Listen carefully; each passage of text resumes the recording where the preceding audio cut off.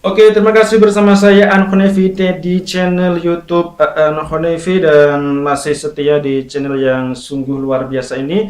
Kita akan membahas tentang unsur, tentang prinsip, tentang materi, tentang desain komunikasi visual. Nah, pada kali ini saya akan memberikan sebuah motivasi kepada Anda semuanya bahwa sebelum Anda memasuki jurusan desain komunikasi visual, Anda harus memikir dua kali terlebih dahulu. Karena apa? Karena di jurusan ini Anda akan menemukan sebuah kebahagiaan dan kesenangan yang luar biasa karena berbeda dengan jurusan yang lain, jurusan desain komunikasi visual khususnya yang S1 itu memang berbeda dengan jurusan lain karena apa? Karena tidak ada pelajaran matematikanya alias pelajarannya itu yang menggambar, yang mendesain dan lain sebagainya. Karena salah satu tujuan saya masuk jurusan itu adalah karena saya menghindari matematika, teman-teman. Saya jujur, sejak SMA itu pelajaran yang paling saya benci adalah pelajaran matematika.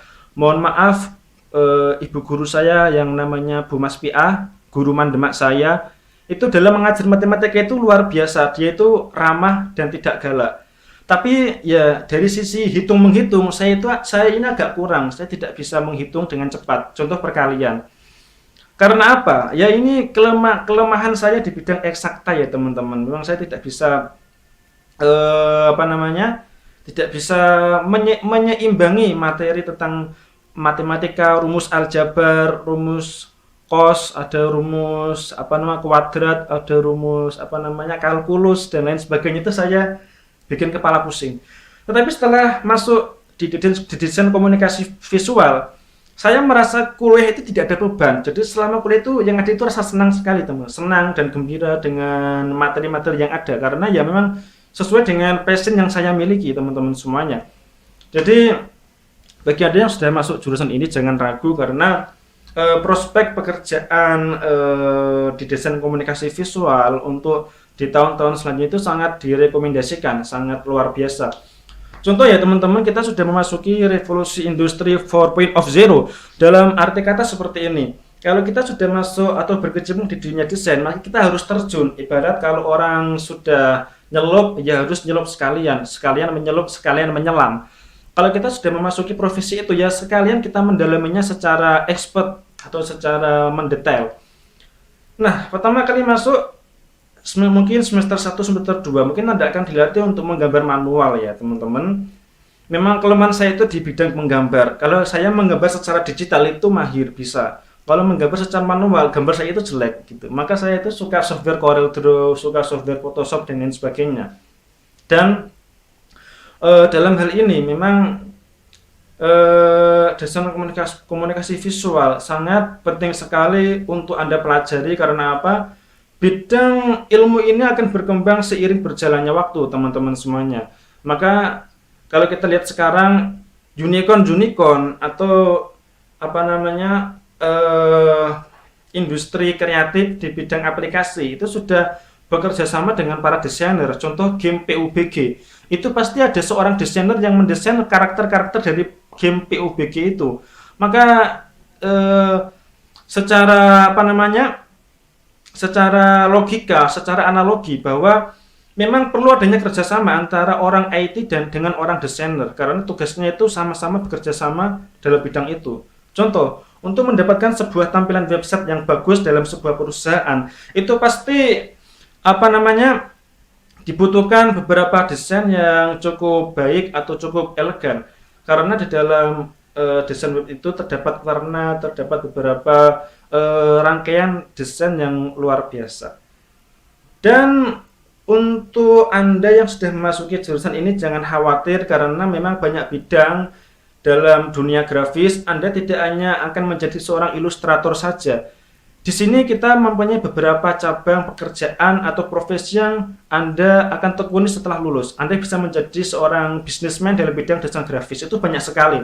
Di bidang percetakan, di bidang advertising, dan kalau Anda suka dengan memotret atau suka dengan membuat video vlog seperti saya ini atau mungkin suka dengan media-media dokumentasi, foto, video, sinematografi atau filmmaker ya. Anda bisa menekuni bidang ini teman-teman semuanya. Contoh orang yang sudah sukses adalah Dimas Jai. Dia adalah yang membuat iklan-iklan viral yang lucu.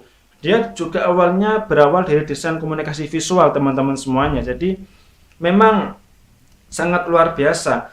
Kalau Anda ingin menekuninya lebih lanjut, Anda bisa menjadi seorang komikus, animator, Anda akan bisa menjadi seorang yang ahli dalam bidang membuat layout, membuat majalah, dan banyak lagi. Maka dari itu, kita harus bisa menguasai atau multi talenta terhadap beberapa software design seperti Adobe Photoshop, seperti Adobe Illustrator, seperti Corel Draw, seperti Adobe Premiere, Adobe After Effects, dan masih banyak yang lainnya. Dalam arti kita ini mempunyai konsep atau sebuah rancangan desain. Kita beda dengan orang-orang yang belajar secara otodidak. Bedanya, kalau orang dari jurusan desain komunikasi visual itu memiliki standar keilmuan dan teori dan memiliki standar konsep tersendiri terhadap perancangannya. Kalau orang yang belajar secara otodidak itu ya hanya bisa saja, tidak bisa menjelaskan apa itu tipografi, apa itu semiotika, apa itu layout dan lain sebagainya, itu tidak bisa menerangkan seperti itu karena dia hanya bisa melihat secara visual dan hanya bisa mencontoh. Kalau kita beda, kita mempunyai sebuah konsep tertentu, mempunyai sebuah konsep awal bagaimana rancangan awal dengan hasil akhir itu disusun secara prosedural atau secara berurutan.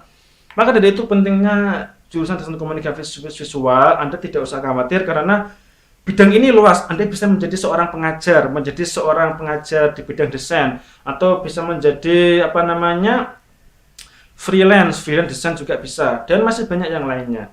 Maka dari itu, kalau Anda sudah masuk di jurusan ini, jangan khawatir karena ya banyak sekali perusahaan-perusahaan yang membutuhkan jasa Anda dalam bidang ini. Meskipun sekarang ini banyak aplikasi-aplikasi desain yang sudah otomatis, tapi dalam hal ini memang kebutuhan atau sumber daya manusia orang yang berkecimpung di desain komunikasi visual itu masih sangat diperlukan, teman-teman semuanya. Mungkin untuk penjelasan saya yang sedikit agak melebar dari materi awal, tapi intinya seperti ini. Jadi bahwa banyak sekali prospek ke depan untuk di bidang desain komunikasi visual. Selain di dunia grafis, masih banyak cabang-cabang keilmuan yang lainnya di bidang seni. Dan kalau Anda suka, bisa subscribe dan mendukung channel ini. Terima kasih, dan jangan lupa kalau Anda ingin tahu sumber-sumber atau materi tentang desain, Anda bisa mengunjungi di media saya yang baru, yaitu Majelis Desain Indonesia. Anda bisa cari di websitenya, ada majelisdesain.blogspot.com, atau paling tidak Anda bisa melihat IG saya di @aan_honevi1. Mungkin cukup itu yang bisa saya paparkan karena saya sudah haus, saya pengen minum, dan terima kasih, sampai jumpa.